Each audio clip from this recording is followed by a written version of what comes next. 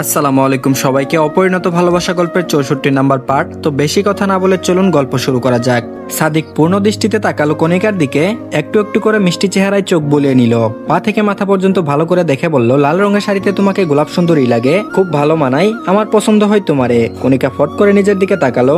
হ্যাঁ, সে আজ লাল রঙের শাড়ি পরেছে, সেই লাল রঙের শাড়ি যেটা সাদিক শহর থেকে কিনে এনেছিল। সাদিকের কথায় আবার বোধহয় লজ্জা পেল কণিকা। আমতা আমতা করে কিছু একটা বলতে চাইলো, কিন্তু বলার মতো কিছু না পেয়ে শুধু বলল, গাছটায় কতদিন পর ফুল ফুটবে? বড় বড় ফুল হবে তো, লাল টকটকা হবে? সাদিক আশ্বাস দিল, তারপর বলল, ভালোবাসা দিয়ে যত্ন নিলে অবশ্যই হবে, দেখো যত আদর করে যত্ন নিবা তত সুন্দর ফুল হবে। কণিকা আগ্রহী হলো, মাথা নেড়ে বলল আচ্ছা। সাদিক হাসলো, তবে সে ভাবছে অন্য কথা। বিড়বিড় করে বলল, যেদিন তোমার আমার প্রণয় হবে সেদিন ওই যেন এই গাছে ফুল ফুটে, সেই ফুল দিয়ে তোমায় সাজাই দিব, তোমার হাসি দেখবো, লাল গোলাপের পাশে আমার গোলাপ সুন্দরীর সৌন্দর্যে মুগ্ধ হব। কণিকা শুনতে পায়নি কথাটা, তাই জিজ্ঞেস করলো, কিছু কইলেন? সাদিক চমকালো, মাথা দুদিকে সজোরে নেড়ে বলল, না কিছু কয় নাই। কণিকা ভ্রু কুচকালো, জেদ ধরলো, তারপর বলল, না আমি বুঝতে পারছি, কোন কি কইলেন? সাদিক দুষ্ট হাসি হেসে বলল, তোমারে সুন্দর লাগতেছে কইলাম। কণিকার গাল কি লাল হলো কি জানি, তবে দারুণ লজ্জা পেয়েছে সে। লজ্জার সীমা বাড়ার আগেই সাদিক এবারে পকেট থেকে নিমকি আর সিঙ্গারার প্যাকেটটাও বের করলো। তা দেখে উদ্গ্রীব হলো কণিকা, জিজ্ঞেস করলো, এটা কি? সাদিক হাসলো, প্যাকেটটাও দিল কণিকার হাতে, তারপর বলল, তোমার পছন্দের খাবার, খেয়ে নিও। কণিকা প্যাকেটে চোখ বুলিয়ে নিমকি আর সিঙ্গারা দেখে খুশিতে লাফিয়ে উঠলো, প্রায় হেসে উঠলো খিলখিল করে। সাদিকও হাসলো তাল মিলিয়ে, দুজনে দুজনের চোখে চোখ রেখে হাসতে থাকলো। কোথায় যেন শুনেছিলাম, এই জগতের সবচেয়ে সুন্দর দৃশ্য হলো স্বামী স্ত্রী একে অপরের চোখে চোখ রেখে হাসছে। এমন দৃশ্য মুগ্ধ করলো সদ্য উঠোনে হাজির হওয়া জারিনা খাতুনের। তিনি সাদিক আর কণিকার জন্য দোয়া করলেন মনে মনে, এভাবে যেন হাসি খুশি থাকে দুজনে। এই তো প্রকৃতির অনুকূলে এসেছে, পাখিরাও হাসছে, আকাশও হাসছে, কালো মেঘ সরে যাচ্ছে সব জায়গা থেকে। আর এদিকে মেয়েদের অনেক শক্ত হতে হয়, এটুকু ব্যথা পেয়ে লটকায় পড়লে মেয়ে হওয়া যায় না। ছেলেদের মতো দুর্বল নই আমরা। এই সোনামাখা বাণী শ্রাবণের কানে হাতুড়ি মেরে ঢুকিয়ে দিয়ে সহজ সরল ধারা হেলে দুলে বেরিয়ে পড়লো রুম থেকে। শ্রাবণ কিছুক্ষণ হতবাক হয়ে মেয়েটার প্রস্থান দেখলো। এই তো গত রাত পর্যন্ত ওর অবস্থা দেখার মতো ছিল না। গভীর রাতে পায়ের ব্যথায় শ্রাবণকে জড়িয়ে ধরে মায়া কান্নাও করেছে, অথচ সকালে উঠে রূপ বদলে ফেললো। সারা রাত নিজের বাচ্চা রূপে শ্রাবণকে পিষে ফেলে এখন শপিং করতে যাচ্ছে শাশুড়ির সাথে। শ্রাবণের ইচ্ছা করলো ধারার ব্যান্ডেজটা খুলে দিয়ে বলতে, নাও এবার লাফাও তো দেখি কত লাফাতে পারো। তবে সেও নিরুপায়, তাই চুপ রইলো। কোনো মতে নিজেকে ধাতস্থ করে বেরিয়ে পড়লো গাড়ির চাবি নিয়ে। আজ শনিবার, সপ্তাহে ছুটির দ্বিতীয় দিন। ধারার পা না মচকালে গতকালকেই সমস্ত শপিং শেষ করার পরিকল্পনা করেছিলেন সালমা বেগম, কিন্তু বেচারি মেয়েটা হুট করে এভাবে আহত হওয়াতে তিনি পরিকল্পনা সফল করতে পারেননি। আজ সকালে তিনি শুধু জিজ্ঞেস করেছিলেন ধারাকে, সে জিহান মুনিরার বিয়ের শপিং এর জন্য তার সাথে একটু যেতে পারবে কিনা। সালমা বেগমের কথা শুনে ধারা নিজের বাচ্চা রূপটাকে জলাঞ্জলি দিয়ে নিজের কঠিন রূপটা ধারণ করে এক লাফে বিছানা থেকে উঠে পড়েছে এবং কোনো মতে একটা গোলাপি সালোয়ার কামিজ পরে তৈরি হয়ে নিয়েছে। শ্রাবণকেও সালমা বেগম কথাখানা জানিয়েছিলেন, বউয়ের সেবায় মত্ত শ্রাবণ সাপ সাপ জানিয়ে দিয়েছিল সে তার বউকে রেখে কোথাও যাবে না, দরকার পড়লে পরে দুজনে মিলে গিয়ে তাদের নিজেদের শপিং করে নিয়ে আসবে। অথচ ধারা যে সকাল সকাল উঠে পোল্টি খাবে তা স্বপ্নেও ভাবেনি। ভাবলে হয়তো এখনো তবদা খেয়ে বসে থাকতো না। ইকরা এবং ধারা দুজনেই শ্রাবণের সাথে সাথে তাদের গাড়ির কাছে আসলো। শ্রাবণ ভেবেছিল শুধু বউকে নিয়ে যাবে সে, অথচ গাড়ির কাছে এসে দেখে ইকরা এবং ধারা দুজনে এসেছে। কিছুক্ষণ তাদের দিকে তাকিয়ে তাদের দুজনকে কিছু বলতে চাইলো সে, কিন্তু তার আগে সালমা বেগম এসে হাজির হয় শ্রাবণের গাড়ির সামনে। শ্রাবণ এবার হা হয়ে তাকিয়ে বলে, তোমরা সবাই মৌমাছির চাকের মতো আমার গাড়িতে আসছো কেন? মা, তুমি বাবার সাথে যাবে না? সালমা বেগম ইতিমধ্যে গাড়ির পেছনের সিটে বসে জায়গা দখল করে বললেন, না আমি তোর বাপের সাথে যাব না, প্রতারকের সাথে কোথায় বলবো না। শ্রাবণ চোখ পিটপিট করে তাকিয়ে দীর্ঘশ্বাস ফেললো, বুঝে ফেললো সপ্তাহের নিত্যকার রুটিন অনুযায়ী তার বাবা মা ঝগড়া করেছে। আর ঝগড়া হলে সালমা বেগম কখনোই সামিউল শেখের আশেপাশে থাকেন না। ইকরা এবং ধারা দুজনে ফিক করে হেসে ফেললো। বলা বাহুল্য, একটু হলো দুজনের মাঝে মিল হয়েছে। অবশ্য এক্ষেত্রে পুরো ক্রেডিটটাই ইকরার। কোনো একটা সম্পর্কে মেলবন্ধন নির্মাণ করতে হলে কোনো একজনকে আগ্রহী হতে হয়, অপর একজনকে আগ্রহী বানাতে একটু মিশতে হয়, যা ইকরা নিজে থেকে করেছে। গত রাতে সে সারাটা রাত ধরে অনেক কিছুই চিন্তা ভাবনা করে এই সিদ্ধান্তে উপনীত হয়েছে যে জীবনে সবকিছুই পেতে হবে এমন কোনো কথা নেই। শ্রাবণ না হয় না পাওয়ার লিস্টেই থাকুক, তবুও তো রয়েছে, এই অনেক। তাই সে ধারাকে মন থেকে পছন্দ করতে শুরু করেছে। যতই হোক তার বন্ধু এবং কাজিনের বউ ধারা, সেই রেস ধরে দুজনের মধ্যে ভালো সম্পর্ক গড়ে উঠেছে। অবশ্য মেয়েদের ভালো একটা মিল হতে সময় লাগে না, যদি সেটা যৌক্তিক হয়। শ্রাবণ কোমরে হাত দিয়ে দাঁড়িয়ে রইল।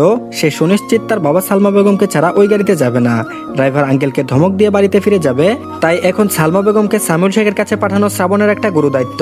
সে আরো বোঝানোর চেষ্টা করলো সালমা বেগমকে, কিন্তু তিনি জেদ করতে থাকলেন। শেষে ইকরা হেসে বলল, শ্রাবণ শুন, আমি তাহলে বাপ্পির সাথে যাই, তুই ইকরা আর আন্টিকে নিয়ে যা। সামিউল শেখ এক গাড়িতে একা যাবেন এটা চাইছিল না শ্রাবণ। তার বাবাও কম অভিমান করে না। বয়সের সাথে সাথে মানুষ এই পর্যায়ে আসে তখন মন ও বাচ্চার মতো সহজ সরল হয়ে যায়। তাই ইকরার সিদ্ধান্তটা মন্দ লাগলো না শ্রাবণের কাছে। সে মাথা নেড়ে বলল, তাও হয়, তাহলে মিকি মাউস তুই বাবার সাথে যা। ইকরা সময় নষ্ট না করে ধারাকে বাই দিয়ে ওই গাড়িতে উঠে পড়লো। শ্রাবণ এবারে ধারার দিকে তাকিয়ে মুখ কুচকে বলল, আর এই যে পা ভেঙে ল্যাম্পপোস্টের মতো দাঁড়িয়ে থাকা ম্যাডাম, দেখি হাতটা দিন, আপনাকে সযত্নে সিটে বসিয়ে দিই। সাথে সাথেই অগ্নিঝরা দৃষ্টিতে তাকালো ধারা। লোকটা আবার অপমান করছে, এসব তো সহ্য করবে না, তাই ফুসতে ফুসতে বলল, দরকার নেই হাত ধরার, আমি হাঁটতে পারি বুঝলেন, খবরদার অপমান করবেন না, বাড়ির গেট থেকে এই পর্যন্ত আমি নিজে হেঁটে এসেছি। শ্রাবণ ঠোঁট চেপে মেয়েকে হেসে বলল, খুব উদ্ধার করেছেন আমায়, আর ঘর থেকে সদর দরজা পর্যন্ত কে এনে দিয়েছিল আপনাকে?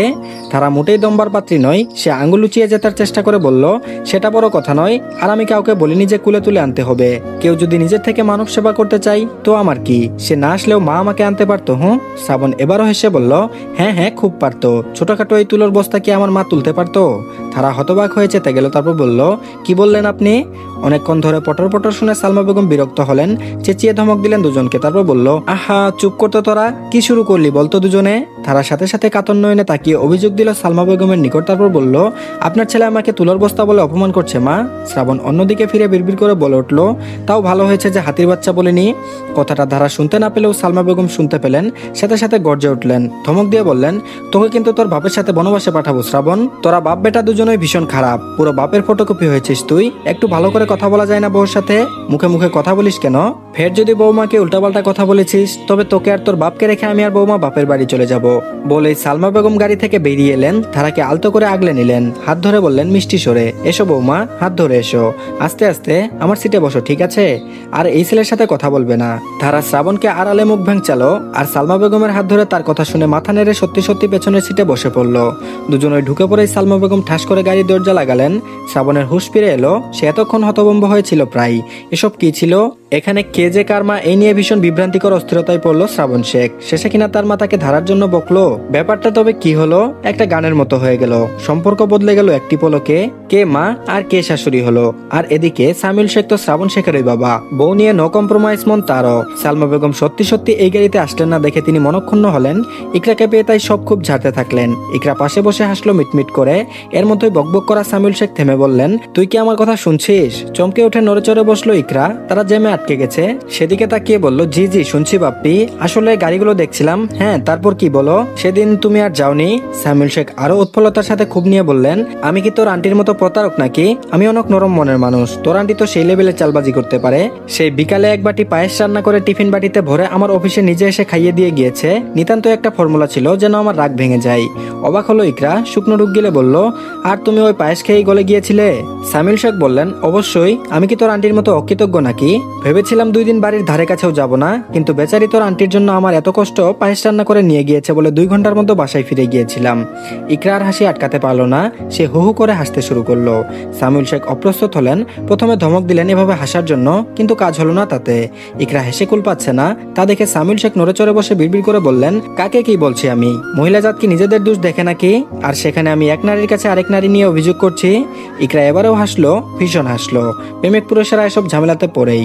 আর এদিকে 20 মিনিটের মধ্যেই বসুন্ধরা সিটি কমপ্লেক্সে পৌঁছালো তারা। ড্রাইভার সামিউল শেখ আর ইকরাকে সামনের দরজার দিকে নামিয়ে দিয়েছে, আর শ্রাবণ পেছনের দরজায় গিয়েছে গ্যারেজে গাড়ি পার্ক করার জন্য। আন্ডারগ্রাউন্ডে ঢুকে সারি সারি গাড়িগুলোর এক পাশে শ্রাবণ নিজেদের গাড়ি দাঁড় করালো। সালমা বেগম তড়িঘড়ি করে নামলেন, ধারার দিকে হাত বাড়াবেন, তার আগে শ্রাবণ খুব মিষ্টি করে হেসে সালমা বেগমকে বলল, তুলোর বস্তাটাকে আমি নিয়ে আসছি মা, তুমি বরং দ্রুত শপিং মলে ঢুকে পড়ো, বাবা আবার না হয় হারিয়ে যাবে। ইকরাও তো ছোট মানুষ, নিতান্তই ছেলে ভুলানো অজুহাত, তবুও সালমা বেগমের ক্ষেত্রে খেটে গেল। কারণও আছে, স্বামীকে ভীষণ ভালোবাসেন তিনি। এই যে তিনি সামিউল শেখকে অবজ্ঞা করে এই গাড়িতে এসেছেন, এতে যে শেখ বাড়ির কর্তা ভীষণ অসন্তুষ্ট হয়েছেন, রাগ করেছেন, এ বিষয়ে তিনি জানেন। তাই যত দ্রুত সম্ভব মানুষটিকে দেখার জন্য তারও মন উতলা হয়ে রয়েছে। যতই হোক না কেন, ভালোবাসার প্রিয় মানুষটিকে অবহেলা করা বড়ই কষ্টকর। খুব বেশি ভালোবাসলে অবহেলা করা সম্ভব হয় না, তাই সালমা বেগম ও ধারাকে রেখে তড়িঘড়ি করে চলে গেলেন। বেচারি ধারা গাড়ির সিটের সাথে চেপকে গেল, গুটিয়ে গিয়ে শুকনো ঢুক গিলল। আশেপাশে তাকিয়ে দেখলো অনেকগুলো গাড়ি সাজিয়ে দাঁড় করানো, কিন্তু কোনো মানুষ নেই। এত অন্ধকার কেন আবার? ধারার ভয় লাগলো, এখানেও তো আলো দিতে পারতো, কেন দেয়নি শপিং মলের লোকেরা? এখন শ্রাবণ শেখ যদি এই আফসালার মধ্যে ধারাকে মেরে পুঁতে দিয়ে যায় তাহলে তো কেউ টের পাবে না। সিকিউরিটি গেট পার করে সালমা বেগমের দৃষ্টি আড়ালে চলে যেতেই গাড়ির ভেতরে তাকায় শ্রাবণ। ধারার হৃদয় ধক করে উঠে। শ্রাবণ বাঁকা হেসে এগিয়ে যায় গাড়ির কাছে, পেছনের দরজা খুলে বসে পড়ে ধারার পাশে। ধারা এমনিতেই ভয় পেয়েছিল, শ্রাবণকে আবার পাশে বসতে দেখে ঘাম ছুটলো। কারণ আছে, রাস্তায় ধারা অনেকবার লক্ষ্য করেছে যে শ্রাবণ শেখ গাড়িতে থাকাকালীন মিরর দিয়ে চোখের ইশারায় তাকে হুমকি দিচ্ছিল।